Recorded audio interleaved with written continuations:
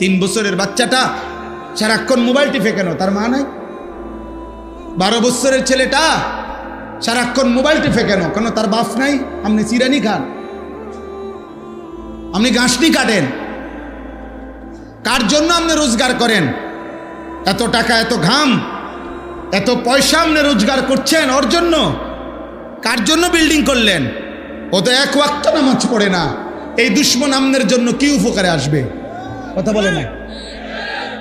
হ্যাঁ, ওই বাপ, আমনে যে আজকে 60 বছর হয়ে গেল, আমনে যে আজকে 30টা বছর ধরে এই বাজারে মাথার ঘাম পায়ে ফেলাইয়া একটা একটা টাকা রোজগার করেন, ব্যবসা করেন, আপনার স্ত্রীও বেপর্দা, আপনার ছেলেও নামাজ পড়ে না, আপনার মেয়েও পর্দা করে না, আপনি এনে বাজারে ঘাম ঝরে আর তারা বইয়া বইয়া টেলিভিশনে ঘরে সোফাত বইয়া তারা নর্তকীর নাচ দেখে, নাটক দেখে, সিনেমা দেখে।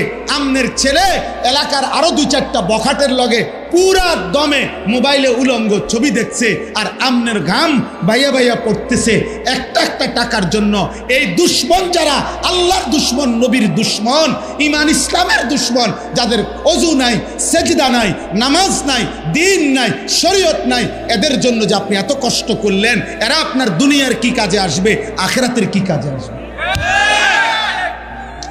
বলেন অভিভাবক, বল।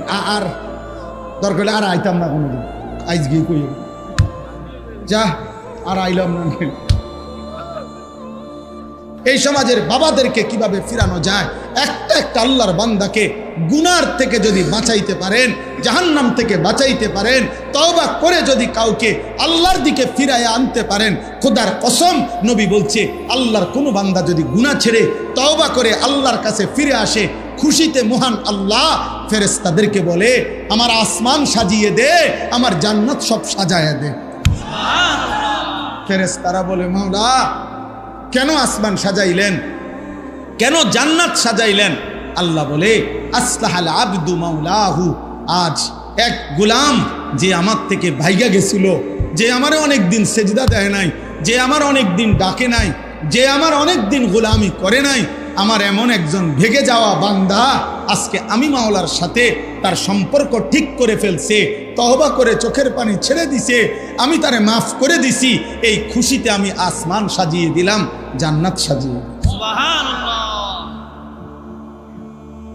এই জন্য ফিকির চাই, ফিকির চাই। সবাই চিনতে হবে জরুরি না, সবাই চিনতে হবে জরুরি না, সবাই সবার কাছে পরিচিত হইতে হবে জরুরি না, এটা মূল বিষয় না। মূল বিষয় হলো আল্লাহর দ্বীনের জন্য মেহনত, কলিজা ভরা ব্যথা নাও। ফালা আল্লাকা বাকিউন নাফসাক, আমি আপনাদের কাছে অনুরোধ করব, আপনি ওই পরিমাণ মেহনত করবেন যে পরিমাণ মেহনত করলে আরশে আজিমের মালিক বলবে, বান্দা, আমার বান্দাদেরকে আমার দিকে ফিরাবার জন্য তুমি কি তোমার জান দিয়া ফেলবা? এই পরিমাণ বলবে। নবীকে আল্লাহ বলে নাই এ কথা যে বন্ধু আপনি কি মরে যাবেন?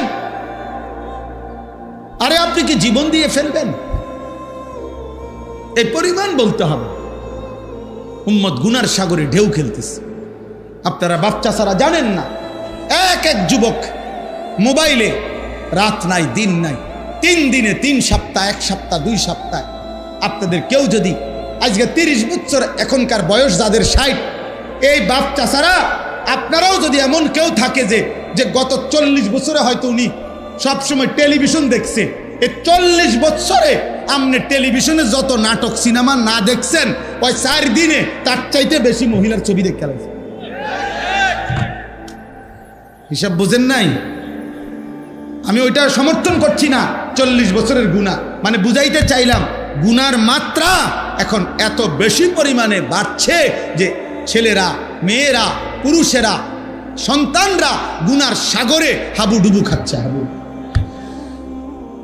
কোনো বাবা ভাইবেন না যে ফুলাইন অনেকটু দুষ্টামি করে, না না, ফুলাইন জেনা করে, জেনা, দুষ্টামি করে না।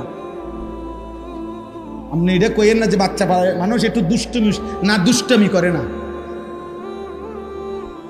ব্যভিচার করে, জিনা করে। 12 বছরের, 14 বছরের, 13 বছরের ছেলের দাপটে ঢাকা শহরে অসংখ্য কিশোর বাচ্চা 12-14 বছরের ছেলে সরাসরি কিশোর গ্যাং সাফাতি দিয়া কোবায় মানুষ, বয়স 14। তার আতঙ্কে পুরা মহল্লা কাফের। কিশোর গ্যাং, কিশোর মানেই তো লোক 15-র নিচে। 15 বছর হইলে, বালেগ হইলে আর কিশোর থাকে না, যুবক হয়। আল্লাহ আমাদেরকে হেফাজত করেন। 1 নম্বর দায়িত্ব হলো আমার নিজের ব্যক্তি, আমি আমার ঈমান আমলের হেফাজত, আমার আখিরাতের ফিকির আমার মধ্যে থাকা চাই, জওয়ান হোক বুড়া হোক। 2 নম্বর হলো একজন পুরুষ হিসাবে আমার 2য় পরিচয় হলো আমি একজন অভিভাবক। অতএব আমার অধীনস্থ যারা, তাদের প্রত্যেকের ঈমান আমল আখিরাত হালাল হারাম, তাদের ইবাদত বন্দিগির প্রতি নজর রাখা, তাদেরকে ইবাদত আমল আখিরাতের ফিকিরে অভ্যস্ত করা, আল্লাহর কসম এটা আমার প্রতিদিনকার দায়িত্ব, এটা আমার নিয়মিত দায়িত্ব। প্রতিদিন হায়াত আছে যতক্ষণ। এই ছেলে, এই অপদার্থ কোথাকার, বের হবে টান থেকে, বেটা বাইর হবে, এটা ওইখান থেকে একজন শ্রোতা জায়গা দেই, তুমি উঠো থেকে। মোবাইল এটা আলগি দিলা কেন, কারে উড়াও? আবার ব্যাটকায়, বেওকুফ কোথাকার। এখন কেমন লাগলো? এখন যে ধমক শুনলা ভাল লাগছে নি? এখন আমি কি সুন্দর করে বলি নাই? কথা বলেন না কেন? বিষয়টা কি আমি বুঝায় বলি নাই? তাইলে খামখেয়ালি মনে করছো? হ্যাঁ, সাবধান। আমি সোজা কথা, আমি সংখ্যা দিয়ে করব কি বাপ? আমি 15 বছর আগে, 20 বছর আগে 4 জন মানুষের সামনে বয়ান করছি, 10 জন মানুষের সামনে বয়ান করছি। এখন একেবারে পুরো আমার মনে আছে, আলহামদুলিল্লাহ। আমি 5 জন 10 জন মানুষের সামনেও আল্লাহকে সাক্ষী রেখে বলতেছি, 4 ঘন্টা লাগাতার বয়ান করছি। 4 ঘন্টা, ঘড়ির ঘন্টা, কোনো অসুবিধা নাই, এটা কোনো বিষয়ই না। অনেক মানুষ, কম মানুষ, কোনোটাই সফলতা কিংবা ব্যর্থতার কিছু না। মহান আল্লাহ রব্বুল আলামিন গ্রহণ করা, কবুল করা, এটা হলো মূল বিষয়। আল্লাহ গ্রহণ না করলে 100 কোটি মানুষও কিছু আসে না, কোনো ফায়দা নাই। বললাম না, জনপ্রিয়তা ধোঁকা, ধোঁকা। এজন্য দোস্ত মনোযোগী হওয়া দরকার। সাফ কথা, যত মানুষ আলহামদুলিল্লাহ মনোযোগী হয় আল্লাহর কথার প্রতি, মসজিদের ইমাম সাহেবের বয়ানের প্রতি, কোন উলামায়ে কেরামের কথার প্রতি, যেই লোকটাই চোখ দিয়া তাকাইয়া আন্তরিকভাবে মনোযোগ দিয়ে শুনে, ধীরে ধীরে তার জিন্দিগির পরিবর্তন হয়, জীবন ইমাম সাহেবের কথাতেই বদলাবে বেটা। না সারা দেশের জনপ্রিয় হুজুর হইতে হবে, এটা কোনো জরুরি না। হেদায়েতের জন্য, আল্লাহর দয়া হওয়ার জন্য আপনার মসজিদের ইমাম সাহেবের বয়ানই যথেষ্ট। রাসূলুল্লাহ সাল্লাল্লাহু আলাইহি ওয়াসাল্লাম ইমামের জন্য খুদ নবী নিজে দোয়া করছেন, আল্লাহুম্মা রশিদিল আইম্মা, আল্লাহ ইমামকে আপনি সঠিক পথ দেখান, কারণ তার পিছনে অনুসরণকারী অনেক। একজন ইমামকে যদি আপনি জান্নাতের পথ, সঠিক পথ দেখান, তাহলে তার পিছনে তার অনুসারীরাও জান্নাতের পথ পেয়ে যায়। নবীজি দোয়া করছেন ইমামের জন্য। নবীজি ইমামের মর্যাদা তুলে ধরছেন, আল ইমামু দামিনুন, ইমাম জামিন। একজন ইমাম একটি মহল্লার জামিন। জামিন মানে কি? কোন আসামিকে উকিল, অ্যাডভোকেট কোর্টে জামিন করায়, জামিন করায় না, মানে কি? মানে হলো এই বিচারপতি, ম্যাজিস্ট্রেট এই উকিলের তত্ত্বাবধানে এই আসামিকে ছাড়ছে, বুঝাইছে আমনে জামিন। অর্থাৎ এই বেটা যদি ভাগ্যে যায়, কোর্টে যদি হাজিরা ঠিকমতো না দেয়, এই সকল বিষয়ে আমনে দায়ভার, আমনে জবাব দিবে, আমনে হিসাব দিতে হবে। আমনের হাতে, আমনের জামিনে তারে ছাড়লাম, এইটারে কয় জামিন। অ্যাডভোকেট সাহেব জিম্মাদারি নিছে আর কি, যে আমি এ বেটারে আমার দায়িত্বে নিলাম, ছেড়ে দেন, তারে আমি যতদিন শুনানি চলে বা প্রয়োজন হয় হাজিরার দিন আমি আনব। তাহলে উনি জিম্মাদার, জামিন, এইটারে কয় জামিন, আসামির জামিন হয়েছে, মানে ওই উকিল সাহেব জামিন হয়েছে আর কি। ঠিক আল্লাহ নবী সাল্লাল্লাহু আলাইহি ওয়াসাল্লাম যেন বললেন, একটি মসজিদের ইমাম, মহল্লার ইমাম, একজন আলেমে দ্বীন ওই মহল্লাবাসীর ঈমান আমল আখিরাতের জামিন। যেন বললেন যে আমি আপনাদের আখিরাত পরকাল ঈমান আমল এর দায়িত্ব নিলাম, যে ইনশাআল্লাহ আমি আপনাদেরকে আখিরাতের রাস্তা, জান্নাতের রাস্তা সঠিকভাবে দেখাবো। অনেক বড় জিম্মাদার। ইন্নামা জুইলাল ইমামু লিউতাম্মা বিহি, নবী সাল্লাল্লাহু আলাইহি সাল্লাম বলেন, নিশ্চয় ইমামকে বানানো হয়েছে যেন মুসল্লিগণ, অনুসারীগণ তাকে অনুসরণ করে, এই জন্য অনুসরণ করে। এবং এখান থেকে শ্রদ্ধেয় উলামায়ে কেরাম যারা আইম্মায়ে হাজরাত, আপনাদেরও জিম্মাদারি, আপনারা এই পরিমাণ নিজের ঈমান আমলের দিকে, চলাফেরার দিকে আমিও আপনিও নজর রাখবেন, যেহেতু আমাদের দিকে মানুষ তাকিয়ে থাকে, আমাদের থেকেই মানুষ শিখতে থাকে। আজকে একজন আলেমে দ্বীন, আমি মুত্তাকি আল্লাহওয়ালা একজন আলেম, আমাদের সুদন্যপুর মাদ্রাসায় আমার শায়েখ আরিফ বিল্লাহ হাকিমুন নফস আল্লামা মুফতি মুশতাকুন নবী কাসিমি হযরত দামাত বারাকাতুহুমের ইসলাহি মজলিস, আজকে আমি সেখান থেকে আসছি। তো ওইখানে আসরের নামাজের পরে মিম্বরের সামনে অনেক তো সব সাথী বসা, আমিও বসা, একজন আল্লাহওয়ালা আলেমে দ্বীন, তো উনি পানি খাইতে চাইছে।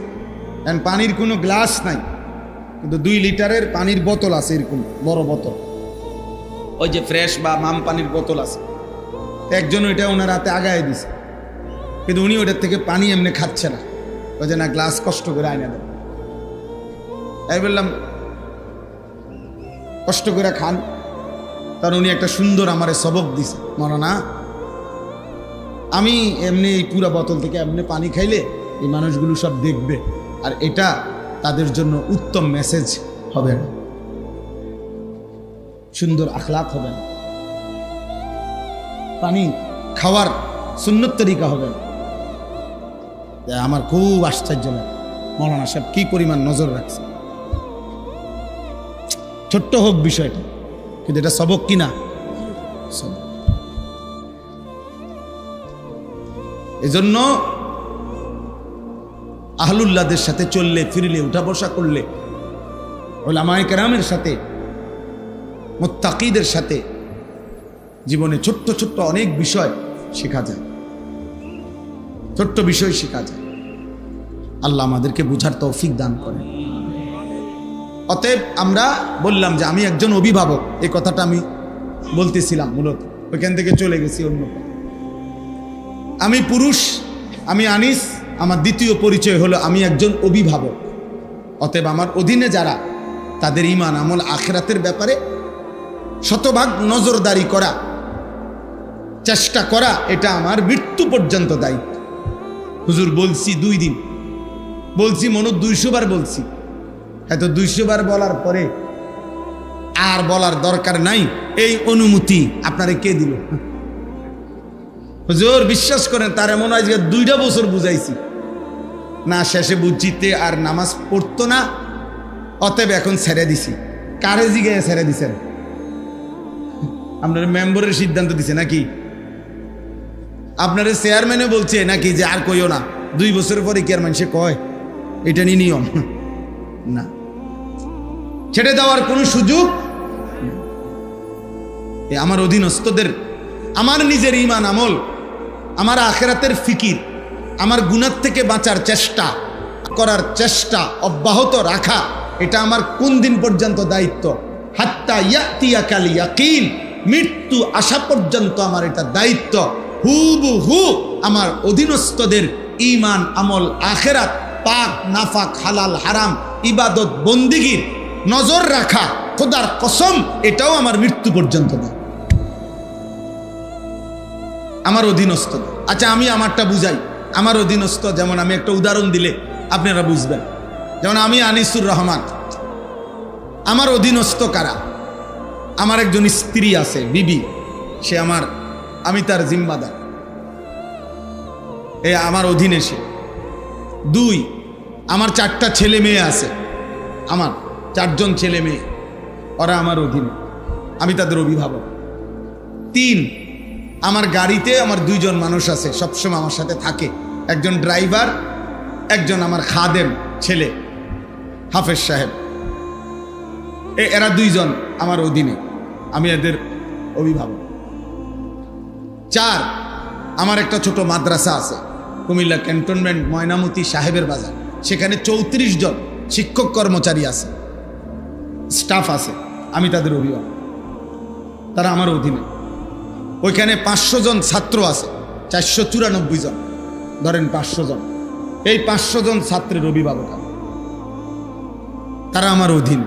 এলে এই মানুষগুলো, এই যেগুলোর কথা আমি বললাম, আমারটা আমি বললাম, আমি কমপক্ষে এদের ঈমান আমল আখিরাতের ব্যাপারে যত্নবান হওয়া, আমার সর্বাত্মক চেষ্টা করা, আল্লাহর কসম এটা আমার জিম্মাদারি।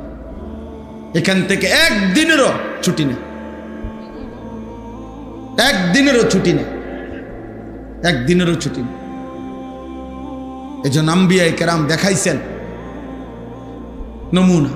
হযরত নূহ আলাইহিস সালাম সর্বশেষ 950 বছর পরেও যেদিন তুফান শুরু হয়ে গেছে, ওনার নৌকা ছেড়ে দিবে তুফান থেকে বাঁচার জন্য, সেদিনও শেষ মুহূর্তেও ওনার ছেলে কেনআন, ওই কাফের ছেলেটাকে ইমানের দাওয়াত দিছে, বলতেই থাকছে, আর বলছে বাপ ইমান এনে আমার নৌকায় উঠে আসো, ইয়া বুনাইয়ার কাম মা'না, হে আমার সন্তান আও না বাবা, ইমান আই না, আইসা পড় বাবা, এই তুফানে ডুবে যাবে।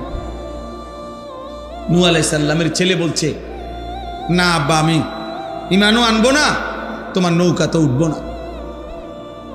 নূহ আলাইহিস সালাম বলছে, তুমি তো তুফানে ডুবে যাবা বাবা। তখন সেই ছেলে বলছে, কোরআনে আছে, সাআভি ইলা জাবালিন ইয়াসিমুনি মিনাল মা, আমি ওই পাহাড়ের উপরে গিয়ে আশ্রয় নেব, এই পাহাড় আমারে আপনার খোদার তুফানের পানি থেকে বাঁচিয়ে দেব, এত উপরে পানি যাবে না। নাউযুবিল্লাহ। হযরত নূহ আলাইহিস সালাম তখনও অধৈর্য হন নাই, উনি আবারও বলছে, লা আসিমাল ইয়াউমা মিন আমরিল্লাহ, এই বাপ, আজকে মহান আল্লাহর এই ফয়সালা থেকে কেউ বাঁচাইতে পারবে না, পাহাড়ও না, জঙ্গলও না, হিমালয় পর্বতও না, পারবি না রে বাপ, বাঁচতে পারবে। ছেলেকে হাত ধরছে, টানতেছে, বাপ আয় না, ডুবে যাবি বাপ, ঈমান আন, নৌকায় আয়। আল্লাহ বলেন, ওয়াহালা বাইনাহুমাল মাউজ ফাকানা মিনাল মুগরাকিন। আল্লাহ বলেন, এই টানাটানির মুহূর্তে বাপ টানে ঈমানের দিকে, সন্তান ছুটে যাচ্ছে কুফরির দিকে, এই অবস্থায় একটা তুফানের ঢেউ আসছে, এক ধাক্কা দিছে ঢেউ, এই ধাক্কায় বাপ আর পুতের হাতের বাঁধন জীবনের তরে ছুটে গেছে। ফাকানা মিনাল মুগরাকিন, অতঃপর ধীরে ধীরে ছেলেটি ডুবে গেছে। কিন্তু তিনি শেষ মুহূর্ত পর্যন্ত সন্তানকে বাঁচাইতে চেষ্টা করছে। কোরআনুল কারীমের মধ্যে আছে, হযরত ইয়াকুব আলাইহিস সালাম, ইয়াকুব নবী ইন্তেকালের পূর্ব মুহূর্তেও ওনার সন্তানদেরকে একত্র করে চারপাশে এনে জিজ্ঞেস করছেন, আম কুনতুম শুহাদা is হাদারা Yakub Al Maut is ক্বালা লিবানিহি মা তা'বুদুনা মিন বা'দি। কোরআন শরীফের আয়াত কিনা? আল্লাহ বলেন, স্মরণ করেন ইয়াকুব নবীর মৃত্যুর সময়ের সেই কথা, যখন তিনি তার সন্তানদেরকে মৃত্যুর মুহূর্তে জিজ্ঞেস করছেন, হে আমার সন্তানরা, তোমরা আমার 12টা ছেলে, তো আমি পৃথিবীর থেকে চলে যাচ্ছি, আমি শেষ শুনতে চাই আমার পরে তোমরা কার ইবাদত করবে? ক্বালু না'বুদু ইলাহাকা ওয়া ইলাহা আবাইকা ছেলেরা এক বাক্যে বলছে, আপনি ঘাবড়াবেন না বাবা, আমরা আপনার মৃত্যুর পরেও আপনার এবং আপনার পূর্বপুরুষ ইব্রাহিম, ইসমাইল, ইসহাক, আপনার পূর্বপুরুষ উনাদের যিনি রব ইলাহ, সেই মহান আল্লাহ, আমরা তার গোলামি করতে পারি। ইয়াকুব আলাইহিস সালাম তখন নিশ্চিন্ত হলেন, এরপরে ইন্তেকাল করলেন। আজ মুসলমানের মা বাপ এতটুকু যদি বুঝতেন, আমার সমাজ অনেক সুন্দর হতো, আমার ঘর অনেক সুন্দর হইতো, অনেক সুন্দর হইতো। এতটুকু আপনারা বুঝলেন না। আপনারা মনে করছেন স্ত্রী সন্তানের জন্য আপনার দায়িত্ব ঘর, বিল্ডিং, দালান, সোফা, ফার্নিচার, খাট, পালং, বাজার, সদাই, ফর্ম ফিল আপ, রেজিস্ট্রেশন, বিদেশের টাকা, বাজারের ভিটি, জমি কিনা দেওয়া, বিল্ডিং সাজিয়ে দেওয়া, এরই নাম হচ্ছে বাবার দায়িত্ব। না রে বাপ, কোরআনুল কারীমে আল্লাহ বলছে, ওয়া'মুর আহলাকা বিসসালাহ, তুমি তোমার পরিবারের সদস্যদেরকে নামাজের আদেশ করো, নামাজের আদেশ করো। আজকে যদি এতটুকু বুঝতেন, আমি প্রতিদিন একবার হলো এই কথা বলি, আমার জিন্দেগির সবচেয়ে বড় আফসোস ওইটা যে 16 বছর, 18 বছরের, 14 বছরের এত অল্প বয়সী মুসলমানের ছেলে মেয়ে খোদার 365 দিন আপন ঘরেই ঘুমায়, বাবা মা জীবিত, অথচ 365 দিনে খোদার একটা বছরে কোনো দিন ফজরের নামাজ পড়ে না। আহা, বাবা মা জীবিত, মুসলমানের সন্তান এত বড় নিকৃষ্ট কিভাবে হয়? আর মুসলমানের মা বাপ এইসা গাফেল কেমনে হয়? ওই বাপ, তুমি এত বড় গাফেল কেমনে হইলা? তোমার সন্তান একটা দিনও ফজরের নামাজ পড়বে না। তুমি কেমন বাপ হইলা? আর এটা কেমন সন্তান? বলো না বাপ, বলো না সন্তান, নওজোয়ান বলো না ভাইয়া, এই কিশোর নওজোয়ান ছেলেরা, এই বন্ধুর কথা বলো, জবাব দাও। 365 দিনে খোদার এক বছরে যে কোনো দিন 5 ওয়াক্ত নামাজ পড়লা না, তুমি মানুষের বাচ্চা? এই হাইওয়ান, মুসলমানের বাচ্চা তো নিকৃষ্ট হয় বেটা। তোর কোনো আল্লাহ নাই, তোরে কেউ বানায় নাই, বেঈমান নাফরমান। তোর কোনো সৃষ্টিকর্তা নাই, তোর কোনো নবী নাই, তোর জন্য কেউ 23 বছর কাঁদে নাই, তোর কোনো ধর্ম নাই বাপ, তোর কোনো কিতাব নাই, তোমাকে কোথাও ফিরতে হবে না। কি ভাবছেন জিন্দেগি মানে কি? ভাত তরকারি, পেশাব পায়খানা, মোবাইল, নারী, ছবি, খাতা বালিশ আর দোকানদারি, আর বন আর বিড়ি, চার বিস্কুট, পেঁয়াজু আর আলু চপ, আপেল আর মালটা, এরই নাম জীবন। খালাস, এরই নাম জিন্দেগি? বলো না বাপ।